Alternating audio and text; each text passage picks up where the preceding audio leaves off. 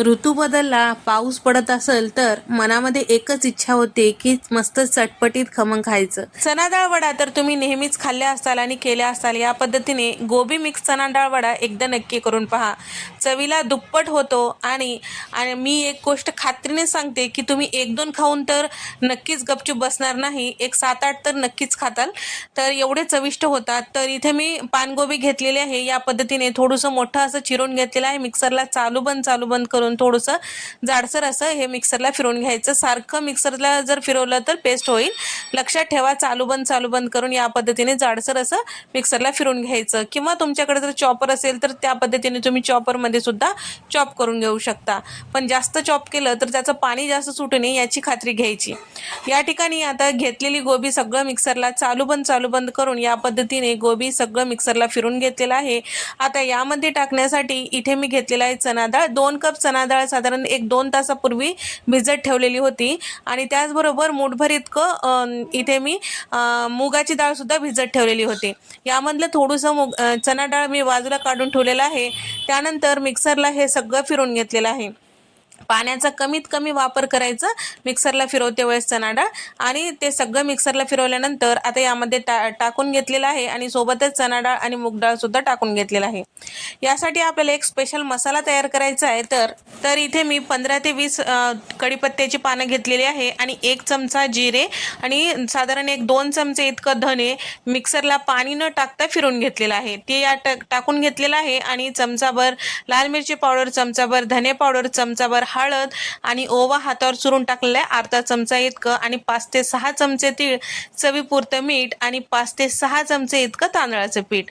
आता हे सगळं पहिल्यांदा मिक्स करून घ्यायचं आहे. तर बऱ्याचदा इथे आपण जे गोबी वापरलेले आहे त्याला पाणी सुटतो, तर त्यासाठी काय करायचं ते सुद्धा सांगणार आहे. तर इथे त्यात ओबडधोबड असं ठेचून घेतलेला आलं लसूण 2 चमचे आणि चमचाभर आमचूर पावडर, अर्धा चमचा इतकं काळं मीठ यामध्ये टाकून घेतलेलं आहे. ते सुद्धा आपल्याला मिक्स करायचं आहे. सगळं छान मिक्स झालं की आता याला छान बाइंडिंग येण्यासाठी इथे आपल्याला वापरायचं आहे बेसन पीठ.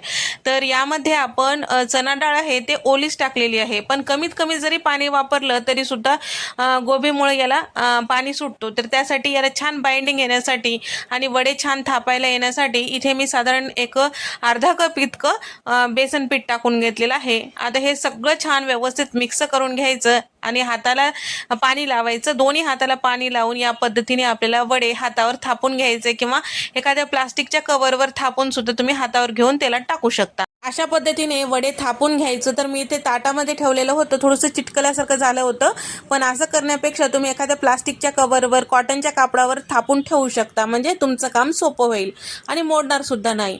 आणि त्याचबरोबर इथे मी तेल गरम करायला आधीच ठेवलेलं होतं. तेल छान गरम झालेलं आहे. आता वडे तेलामध्ये जेवढे मावतील तेवढे टाकून घ्यायचं आहे आणि मध्यम गॅस ठेवायचं. मध्यम गॅसवर आपल्याला हे वडे तळून घ्यायचं आहे. जास्त मोठं नको किंवा जास्त बारीक नको. जास्त मोठं ठेवताल तर हे वडे जे थोडेसे जाड असतात, मग मध्ये कच्चे राहू शकतात आणि जर जास्त कमी ठेवताल तर हे तेलकट वडे होऊ शकतात. त्यासाठी मध्यम गॅस ठेवायचं. सुरुवातीला चमचा वगैरे लावायचं नाही. थोड्या वेळानंतर आकार धरलं की मग चमच्याने पलटून घ्यायचं. दोन्ही साईडला छान पलटून घेतल्यानंतर लालसर होईपर्यंत हे तळून घ्यायचं. तर आपल्याला सगळे वडे या पद्धतीने तळून घ्यायचं आहे. तर या ठिकाणी गरम असते वेळेस मस्त खमंग कुरकुरीत लागतात. थंड झालं तर सुद्धा त्याची चव दुप्पटच होणार आहे.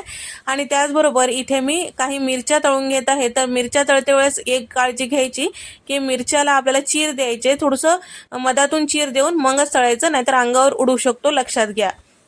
या ठिकाणी दुसरी बॅच सुद्धा याच पद्धतीने तळून घेतलेला आहे. तर या पद्धतीने एकदा नक्की करून पहा. या वड्यामध्ये आपण गोबी मिक्स केलेली आहे, त्यामुळे चव तर दुप्पट येणारच. जेव्हा आपण वडा खातो त्यावेळेस यामध्ये आपण अखंड चना डाळ आणि मुगाची डाळ टाकलेली आहे, त्यामुळे सुद्धा चव दुप्पट येते. तर या पद्धतीने एकदा नक्की ट्राय करून पहा. तर मस्त खमंग आणि कुरकुरीत अशा पद्धतीने वडा एकदा नक्की करून पहा. तुम्हाला सुद्धा नक्की आवडेल. व्हिडिओ आवडल्यास व्हिडिओला लाईक करा, शेअर करा आणि सबस्क्राईब करायला विसरू नका. अशाच कुरकुरीत रेसिपीजमध्ये